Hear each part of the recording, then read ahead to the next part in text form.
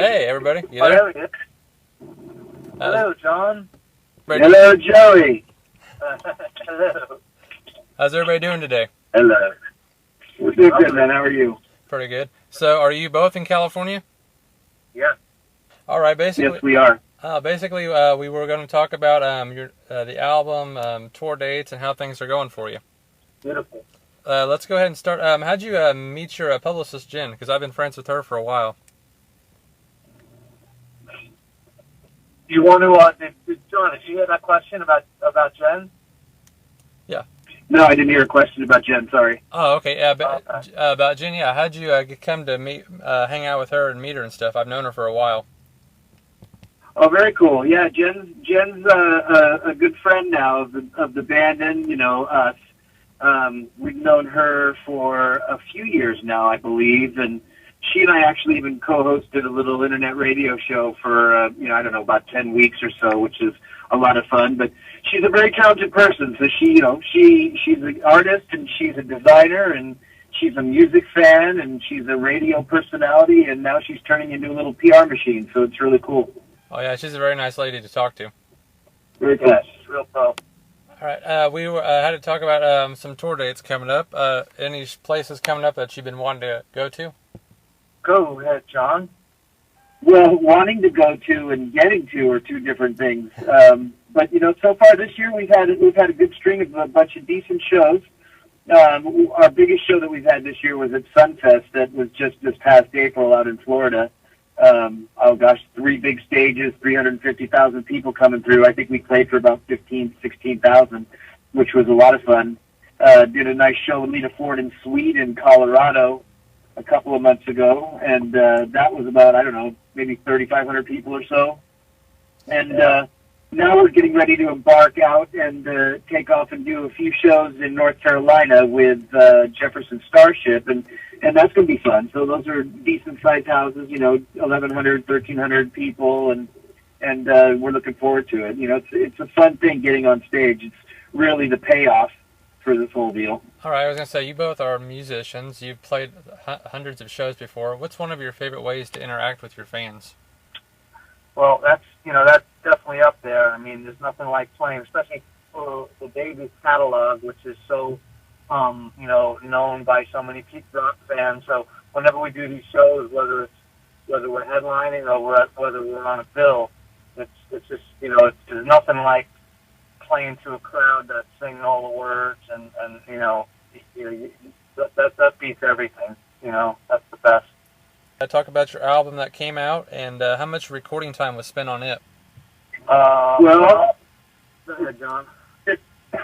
excuse me, I'm getting over a cold. Not a lot of time was spent. We didn't have the luxury of having a lot of time to spend on that record. We had Wally traveling across the country, coming from Florida. He left mid-January, didn't get here until, I don't know, maybe the first week of February, something like that. And we were fast-tracked, thought we had the record needed to be done, I think, end of June, I think it was. We were going to have like 4 full months to do it. And then came to find out a week or so into it that we needed to have the thing ready to distribution by tax day, April 15th. Oh, wow. So we basically recorded that whole record, mixed it, edited, mixed it, mastered in less than 6 weeks. So, it's a very raw record, and there's nothing really organic about it. It's like, get your ass in the studio and go ahead and play a part, and let's figure out if we like it, and yes, yeah, that's good, go ahead, build that, go. It was definitely not an organic way to create an album, but we did the best we could, given the fact that we thought we had a heck of a lot more time, and then got fast-tracked into, hey, you got 6 weeks. Wow. So I was going to ask We you. also wrote a lot of it like leading up to the actual sessions, because we didn't have it all written. So that's another thing that we didn't have the luxury of doing, is spending more time actually writing, more songs, or So it really was like run and gun, kind of just get it done, and that's how it went down. What was the Yeah, I mean, Joey had probably half the songs, and already pretty much ready to go, and we just had to babyfy him and do what we had to do, and I had a couple songs, and then Tony and Wally had worked on a bunch of songs back in the days after the Babies broke up, had no lyric content to it. So, you know, I wrote some lyrics to a few tunes. Joey wrote some lyrics, and, you know, I mean, literally it was, hey, here's a song. What do you think? Okay, cool, let's do it. You know, and we had about 50 of them to choose from, and we nailed it down to the 14 that we ended up recording. I was going to ask you, what was the hardest song to record? Oh, that's a good question. I don't remember. A couple took longer than others, and you know, it was. You know, I don't think it was a matter of hard. It was a matter of maybe we wanted to, you know, put more elements in it, and there's a bunch of songs that had some string sections, and so we had to incorporate that, and we have to work with other people's schedules. So, you know, I don't know. What do you think, John? You know, maybe I'll have some of that. I mean, you know, the title track, probably. You know, there was a couple songs we were trying to get the right groove and the right vibe together for it. You know, but I mean, we certainly had like a couple of really nicely, you know, they were not overproduced, but really produced very well when we had the time and the luxury to do things like we had Not Ready to Say Goodbye, something that was recorded prior to the record being recorded. We were able to TLC that. And then I See You There was something that had been built on just prior to the record being ready to be, you know, pushed. So we actually had, you know, those had the ability to go ahead and put the time in and get the string section in and, you know, get the horns in and do all that good stuff. And the rest of the songs, there's just a rawness to it where it, you know, it's what you're going to get. You know, we get our sounds, we get up, we figure out a part, we nail it, you know, and so, you know, it's definitely, like I said, it was not an organically created record, but, you know, pretty cool nonetheless, and we had a good time doing it. Let's talk about some of your websites. You've got Facebook, Twitter, or YouTube. Can you tell your listeners how to find you guys? Sure, you can find us at TheBabysAfficial.com on the web, or tweet the Babies on Twitter, or the Babies Official on Instagram, as well as YouTube. Sweet. Do you have any cool merchandise that do you have any cool merchandise that'll be coming out maybe in the winter? Well, now that you classify it winter, you know, maybe sweaters and hoodies and scarves, but, you know, typically we've got, you know, the normal stuff, right? T-shirts and, you know, cup holders and cups and hats and, you know, actually Joey made sure that we needed to create a onesie with the Babies on it, and those kind of went like hotcakes. I think we got to go re-up on the onesie. Those kick ass, yeah. I don't see a whole lot of those at shows. Like, I know I interview a lot of people. I usually try to ask the same question. Say you're playing a show one night, and then your favorite band is playing. Do you ever, like, want to call in sick that night and just to go see them, or try to catch them if you can? Well, unless you could take John Lennon out of the grave. Yeah, I don't think we're afforded the luxury to take a day off. Yeah, we enjoy playing, and we just would rather have more Babies gigs than taking off and go seeing anyone else. Are you trying to get any festivals for next year? Maybe like Rocklahoma or Rock on the Range or any of those? Yeah, we're out there looking for the, you know, obviously this summer is already booked, you know, so we're on to the next year and looking into different things, and you know, I think we fit the bill for a lot of those festivals, and we could definitely hold our own and add something to it. So hopefully some of them come through. Yeah. Do you still have your first instruments? You know, from like, you know, most musicians I talk to got rid of them, or some still have them. I do have my first guitar. Now that you asked that question, it's in my mom's. It's in storage somewhere, but I do have it. And it's a green Japanese guitar. The company was called Sakova. I don't think I've ever heard of that one. Did it have the push button toggle? No, it just was one of these really bad guitars that I just over the years just could never part with, you know, because it's the first one. So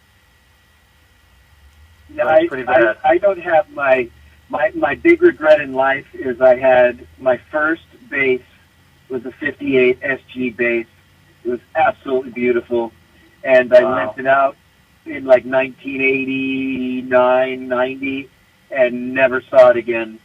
But from that same era, I also had an old SG 1000, and I still actually have that. I think my son plays that from time to time. It's still in the family. So yeah, I have like, old stuff that meant something. Very cool.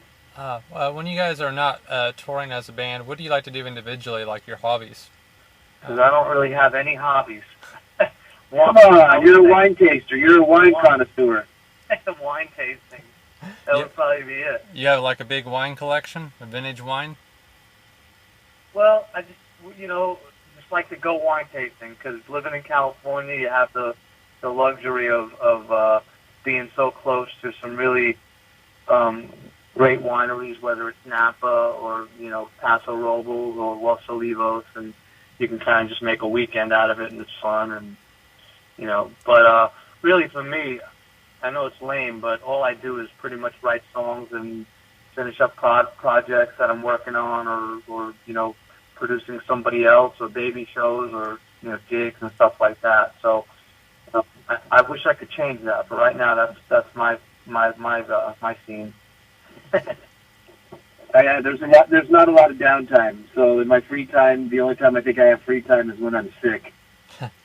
That's about it. Right. I know there's like thousands of really good producers out there. Is there anyone that you really would like to work with that you haven't yet? Maybe just on a solo project, or maybe as the next album? Oh, Jeff Lynne would be great. Done. You're into that? Yeah. That's the man.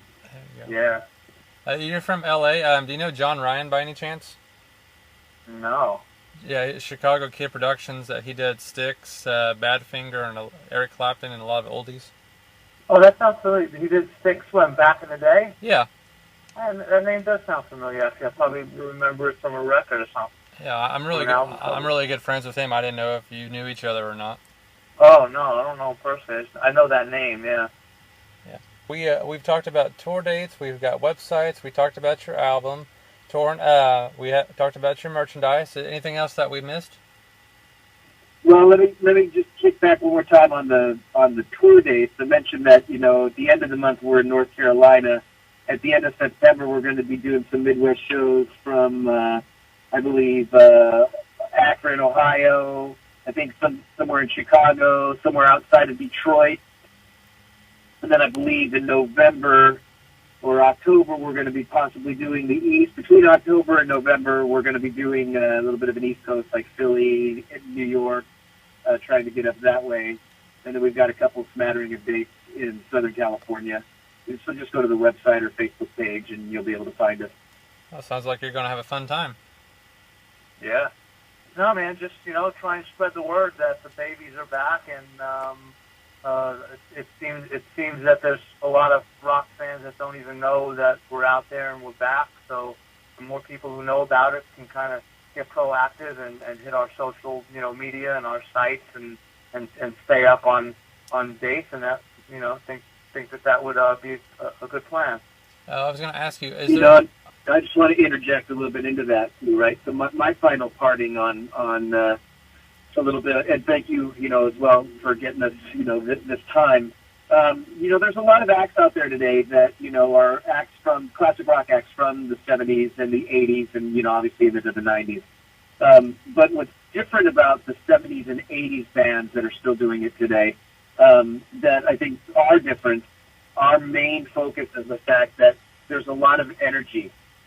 So you've got some really good fans as well as now members of the band. I mean, Joey and I both knew of the Babies back in the day. We were fans back in the day. So the music is second nature a little bit to us, and now we've got it, kind of into the soul, if you know what I mean. And, not only from somebody who really likes the music, but somebody who's believed in it and been a fan of it for such a long time.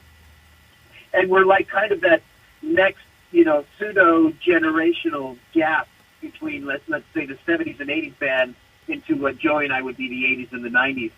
So what's really good about what we're able to do right now, notwithstanding the fact that we have 7 people on stage, we have 2 beautiful babettes, so, nice eye candy who sing the crap out of all the songs.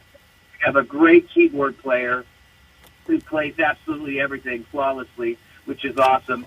And then you've got the founders of the band, Tony and Wally, who basically were the sound and the DNA of the band. I mean, they had their voice. Wait was the voice. You know, Tony and Wally were the foundation, right? They had the groove. They had the sound. Wally had that signature tone. Tony had that big-ass drum kit. And, you know, we're able to go ahead and emulate that. And the next kind of secret weapon, you know, I guess, if you will, is the fact that you've got Joey and myself who just kick it up a notch because we're just that edge, I think, that needs to rock these songs out and not make them just played songs. You know, there's a lot of acts out there today that are playing it, and they sound great, but they look tired. You know, we're not tired. We're still friggin' kicking it. And that's my passion plea to people. You want to come out and see a kick-ass band and listen and sing to some kick-ass music that you haven't seen, played, and heard in 30-plus years, come on out to a baby show. You've got everything you can need at a show. Do you try to meet your fans after the show, or is that sometimes limited? No, we do every single show. We're out there, you know, doing a meet and greet, and it's always a great time, you know, because they're so passionate, and you can see it that they just want to, you know, they come with a stack of albums to get signed, you know, and they get such a kick out of talking to Tony and Wally, and then you know, meeting John, and you know, I'm there and stuff. So it's always a nice time after the show to meet everybody and say hey. Yeah.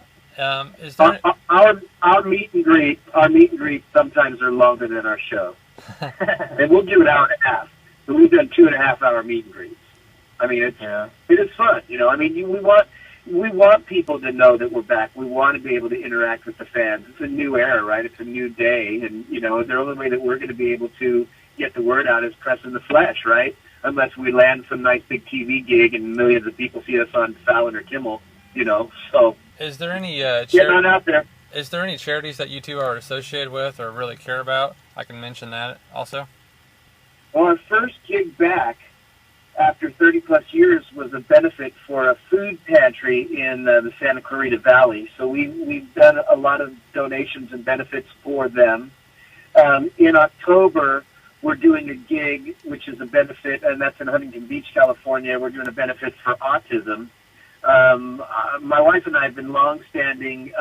You know, we basically do a lot of shows for cystic fibrosis. And then I also do every year a benefit, and kind of funny, the mother of the daughter basically just texted me 10 minutes ago, but a cancer survivor, actually a cancer person who didn't survive, and there's a foundation for her, and they're doing some great things with people and children with cancer through this benefit program that I'm thankful to be part of. So yeah, we absolutely do a lot for charity. Go ahead and mention your websites again, and so we'll have that at the ending of this interview. So the website is TheBabysAfficial.com. Google Plus is The Babies Official. Our Facebook is The Babies Official. Our Instagram is The Babies Official. Our Twitter is Tweet The Babies, because you couldn't do The Babies Official. It was too long. And I think we covered them. Right, Joey? You get them all? Yeah. Facebook is Babies Official.